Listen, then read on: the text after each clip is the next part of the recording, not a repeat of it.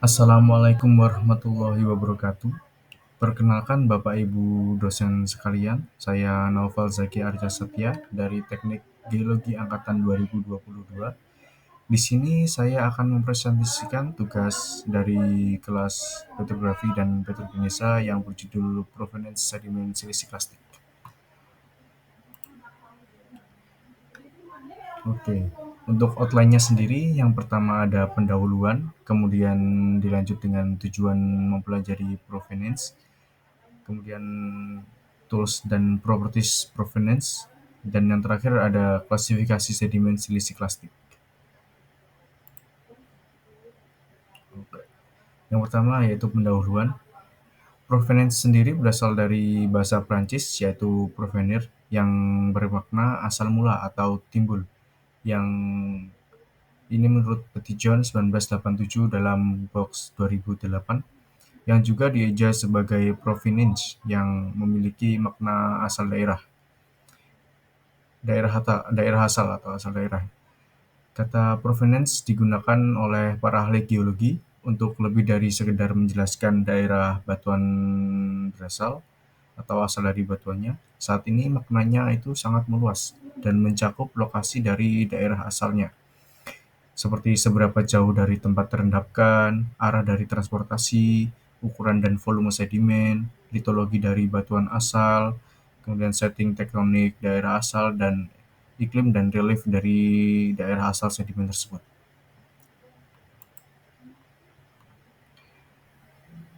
Kemudian untuk batuan sedimen siliklastik sendiri itu adalah jenis batuan sedimen klastik atau batuan yang terbentuk dari fragmen-fragmen atau pecahan batuan lain yang telah tertransportasi, mengendap dan kemudian mengalami litifikasi atau pembentukan ulang, yang terutama terdiri dari partikel silika, khususnya kuarsa dan mineral silikat lainnya. Sebagian besar penelitian mengenai provenance terfokus untuk mengidentifikasi litologi batuan sumbernya, atau ya, penelitian provenance itu ditujukan untuk mengetahui asal batuannya itu apa. Oke, sekarang tujuan. Yang pertama, tujuan dari mempelajari provenance itu adalah untuk mengetahui litologi, iklim, dan relief dari daerah asal batuannya. Kemudian kedua, untuk mengetahui setting tektonik dari daerah asal batuannya. Dan yang ketiga, pada penelitian lingkungan pengendapan juga dapat membantu dalam menginterpretasikan posisi daratan dan lautan atau lingkungan pengendapannya.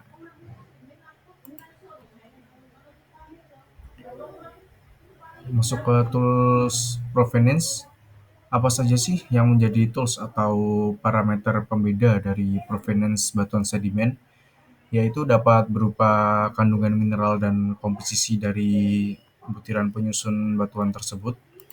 Kandungan mineral yang menjadi parameter itu berupa mineral kuarsa, feldspar, litik, mika, dan mineral lempung. Kemudian kehadiran fitur arah dalam batuan atau kita sebut sebagai struktur batuan sedimen, dan ukuran butir serta bentuk butir dapat memungkinkan kita melakukan menginterpretasi paleocaren atau pola arus purba. Sebagai contoh, struktur yang menunjukkan arus seperti crossbedding, floodcast, atau adanya implikasi juga bisa digunakan untuk menentukan pola arus purba.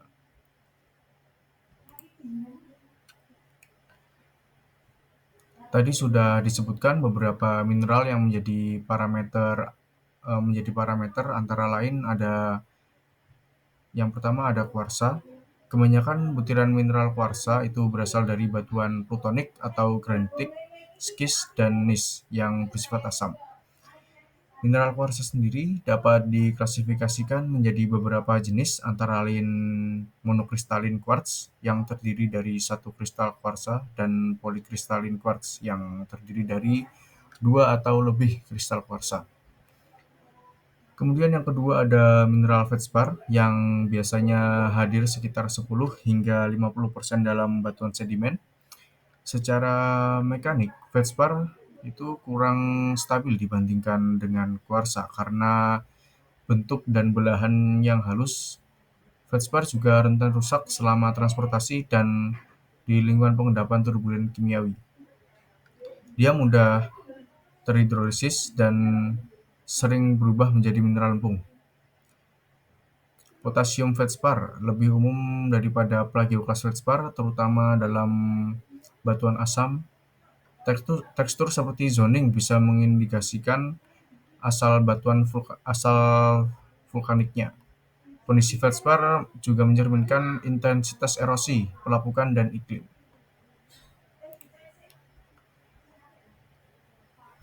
Yang ketiga itu ada mineralitik. Komposisi litik dalam batu pasir itu menunjukkan karakteristik batuan asalnya, termasuk sedimen halus, metasedimen, polikristalin quartz, batuan vulkanik, kemudian batuan metavulkanik, dan batuan metamorf. Litik sendiri memberikan informasi spesifik tentang asal batuan karena berasal dari lapisan luar kerak bumi yang tererosi, terutama dari pegunungan dan daerah vulkanik. Kemudian yang terakhir ada mineral mika dan mineral lempung. Mineral mika seperti biotit dan muskovit itu umumnya menjadi matriks dalam batuan sedimen, silisiklastik, dan sedimen kasar yang terkonsentrasi sepanjang laminasi atau perlapisan. Biasanya berasal dari berbagai batuan beku, terutama skis dan filit. Mineral lempung, meskipun tidak terlihat dengan mikroskop biasa, menunjukkan kondisi iklim dan pelapukan. Setelah deposisi, mineral lempung menyisip di antara butiran batu pasir dan saat diagenesis, dia teralterasi menjadi mineral lain atau jenis lain. Oke, ini adalah beberapa properti dari batuan sedimen atau komponen batuan sedimen yang berkaitan dengan analisis provenance. Yang pertama ada komposisi yang ada di kiri atas yang terdiri dari unsur kimia dan mineralogi. Kita bisa menggunakan salah satu atau keduanya yang nantinya kita akan mendapatkan hasil berupa litologi batuan asalnya. Kemudian yang kedua ada tekstur yang terdiri dari ukuran butir dan bentuk butir. Dengan ukuran butir, kita bisa mendapatkan informasi mengenai iklim dan relief dari batuan sumber. Sedangkan dengan bentuk butir, kita dapat mengetahui gradien dari bentuk butirnya. Ada juga struktur sedimen yang menunjukkan orientasi susunan arah. Kita bisa mendapatkan informasi mengenai paleocaren atau kenampakan bentuk pola arus purba. Dengan mengetahui gradien dari bentuk butir dan kenampakan bentuk pola arus purba, kita bisa mengetahui lokasi dari batuan asal, apakah dia berasal dari daratan atau lautan. Kemudian ada juga analisis paleomagmatisme dan analisis hubungan antar fasies. Itu juga untuk mengetahui lingkungan pengendapan atau lokasi dari batuan asal. Setelah mengetahui litologi, batuan asal, iklim dan relief, serta lokasi dan batuan asalnya, kita dengan ketiga data tersebut kita bisa mendapatkan bentuk dari paleotektoniknya. Dan yang terakhir ada ketebalan lapisan dan volume sedimen yang digunakan untuk mengetahui ukuran dari daerah sumber sedimen tersebut.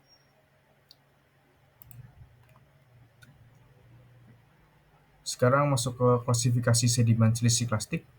Di sini ada dua klasifikasi, yaitu klasifikasi Petitjohn 1987 yang digunakan untuk menentukan penamaan petrografi atau nama batuan, dan yang kedua itu ada klasifikasi Dickinson 1985 dalam Tucker 1991. Klasifikasi ini digunakan untuk menentukan tipe setting tektonik. Yang pertama, klasifikasi Petitjohn 1987. Penentuan nama batuan dengan klasifikasi Petitjohn 1987 ini berdasarkan atas persen kuarsa, feldspar, litik, dan matriks. Pada klasifikasi ini secara umum terbagi menjadi 3 jenis batuan, yaitu arenite, wax, dan mudstone. Penentuan ketiga jenis batuan tersebut bergantung pada persen dari matriksnya.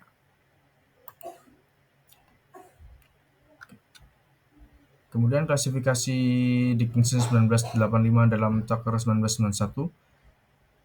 Di sini yang digunakan untuk menentukan klasifikasi ini digunakan untuk menentukan setting tektonik dan terdapat 4 tipe setting tektonik utama, yaitu yang pertama ada stable craton. Tipe daerah provinsi ini biasanya memiliki setting tektonik berupa daerah kontinental interior atau passive margin dengan ciri komposisi pasir yang dihasilkan pada tipe ini yaitu berupa quartzose sand dengan rasio kuarsa monokristalin atau kuarsa polikristalin dan yang tinggi dan kalium feldspar atau plagioclase yang tinggi pula. Kemudian yang kedua ada basement uplift. Tipe daerah provinsi ini biasanya memiliki setting tektonik berupa reef shoulder atau transform rupture dengan ciri komposisi pasir yang dihasilkan pada daerah ini yaitu quartzo-feldsparitic sands dengan litik yang rendah dan rasio kuarsa monokristalin atau feldspar dan kalium feldspar atau plagioclase yang hampir sama. Yang ketiga ada magmatic arc.